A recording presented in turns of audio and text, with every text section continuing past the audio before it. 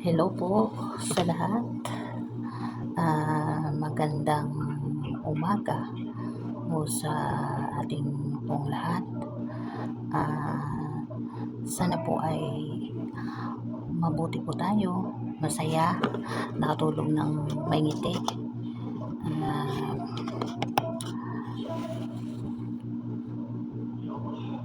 At sana po ay naka-move on na ang lahat. So, ayun po, ay andito na naman po tayo ngayon para ay mag-react na naman po sa ating mga nagko-comment dyan na hanggang ngayon ay hindi pa rin nakaka-move on. Sana po ay tanggapin na lang po natin yung katotohanan na ganun po. So yung ikaw ate na na aking i-reactionan ngayon, yung iyong komento dyan na sabi mo ay tumigil na yung kakasabi namin dito ng mga reactor kasi kami lang yung pinagmumula ng mga gulo-gulo. Ang masasabi ko po sa iyo, wala naman po akong ginagawang gulo ngayon. Simula nung nagkaayos yung dalawa naman kanina, wala naman po akong nireact dyan na masama. Ako po ay nagsasalita lang dito na masaya. So ngayon, kung hindi ka po maka-move on or nagagalit ka dahil sa inggit mo, ay hindi ko na po problema iyan. Yan po ay problema mo na hindi ka or hindi mo matanggap. So ngayon ay bahala ka na po kung ano po yung iyong Ito lang po yung masasabi ko sa iyo. Ang sabi mo kasi sa akin ay dati galit na galit ako. Ay alam mo naman po kung saan. Hindi mo man siguro napanood yung mga una kong video na sinasabi mo na galit ako. Nagalit po talaga ako.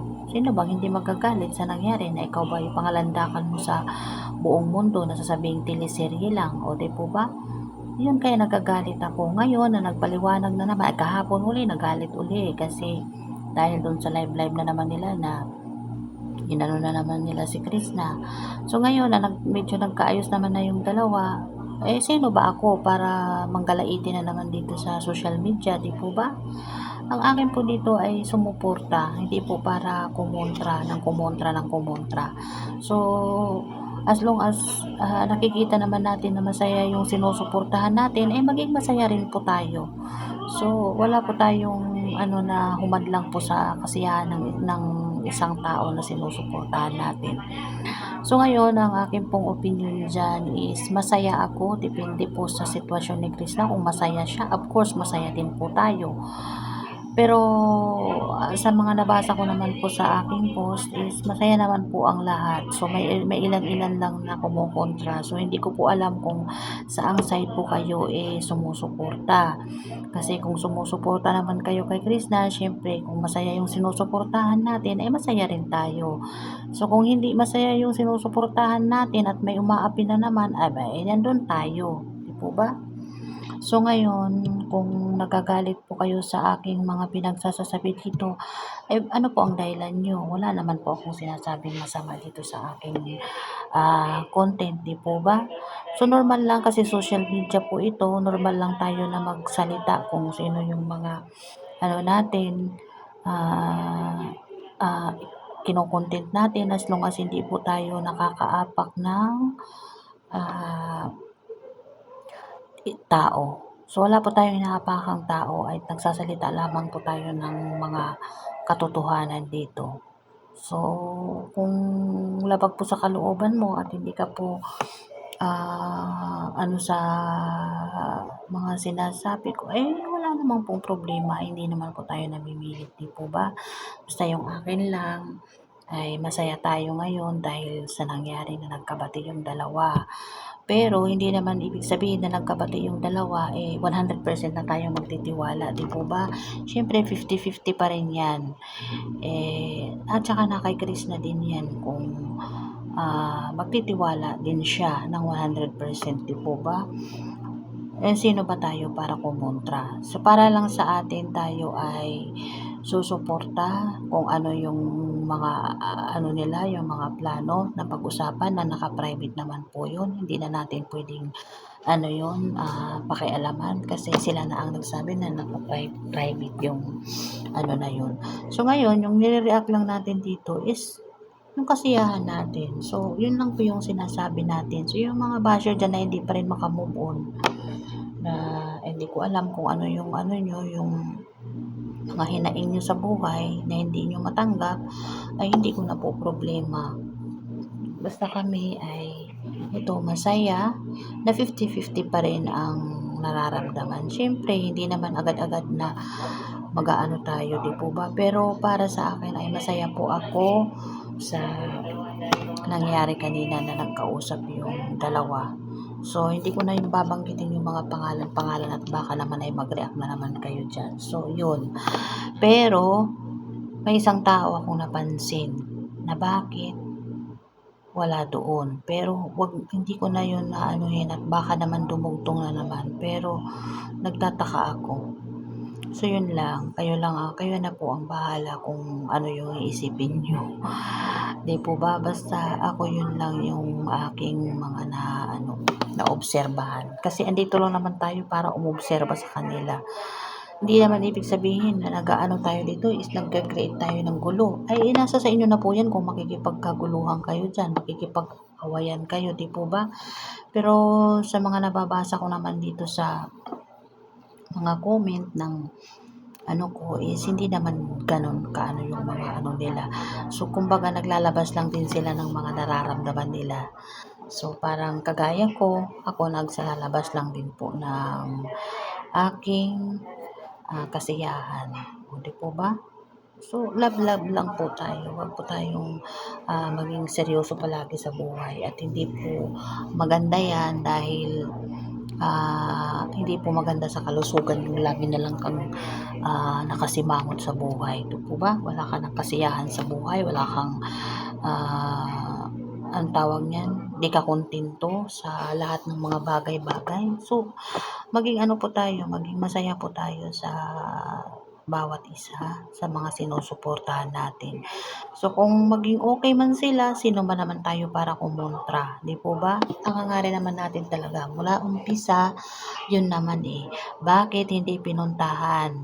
Oh, yun lang naman dami pang live ng ganyan. So, ngayon, kung pumunta naman tayo na pinuntahan, ano na naman yun? Di, gagawa na naman ng gulo. Pinuntahan na nga yung tao, gagawa na naman tayo ng kwento-kwento kasi ganito, ganyan. Eh, sila lang yung nakakaalam. Kaya nga sinasabi na private kasi sila lang nakakaalam. Importante, pinuntahan yung tao, hindi si Chris na yung pumunta sa bahay nila. At least, kumbaga, yung lalaki yung nangailangan sa babae. Parang ganun, importante, hindi nangailangan pala. So, is inimportante. Yun lang naman kasi yun nga, 'di ba? Tayong mga babae minsan mag-pride din tayo, 'di ba? Hindi porket na gusto natin yung isang lalaki mag-ano tayo, tayo yung magpakita ng ano, 'di ba? Yung katama yung ginawa ni Krishna na maghintay siya na puntahan siya at nangyari naman. So, pinuntahan. So, kaya sinasabi ko dyan sa aking upload kanina na tayo ay nagwagi. So, nagwagi tayo naman talaga. So, kayo na mga kumukontra or nagaano ay hindi ko po maano kung ano po yung mga kanya-kanya ninyo pong opinion. Basta para po sa akin ay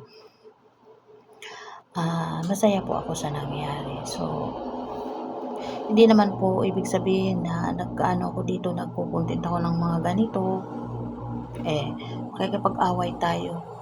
Hindi po ganon. Di po nga, dyan sa description ko, basahin niyo po kung ano yung nandyan sa aking taas, di po ba? Dyan sa aking may profile. Basahin niyo po kung ano yung aking sinasabi dyan.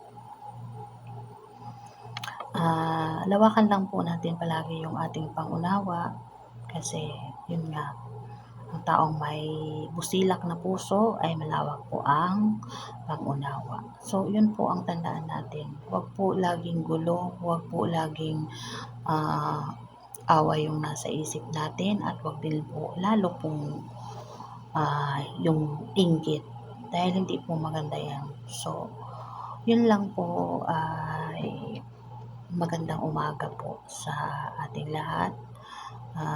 Sana po ay nakatulog ng maayos at nakatulog at nakangiti ang lahat. So yun lang po. God bless po sa ating lahat. Huwag po sana kayong magsasawa na sumuporta at manood po sa aking mga content dyan or sa aking mga reaction ng konti, di po ba? Hindi naman po ito mahaba-haba na aking mga rinireact is konti lang naman. Dahil yun lang po yung may oras ako na para mag-share ng aking pong mga nararamdaman, yung mga ganyan-ganyan. So, sa mga next day po, sa aking vlog, kasi mukha namang okay na yung dalawa, si Krista at saka si Sir Paul. So, magre-react po ako ng mga konti lang, isisingit ko lang sa mga So, ang akin naman po talagang vlog is more on po sa OFW life, yung mga ganyan. Mag-share din po ako sa inyo. So, sana po isupport niyo po ako doon sa aking mga vlog na ganoon. Wag po sana kayong magsawa. So, yun lang po. Marami pong salamat sa lahat. Bye-bye po.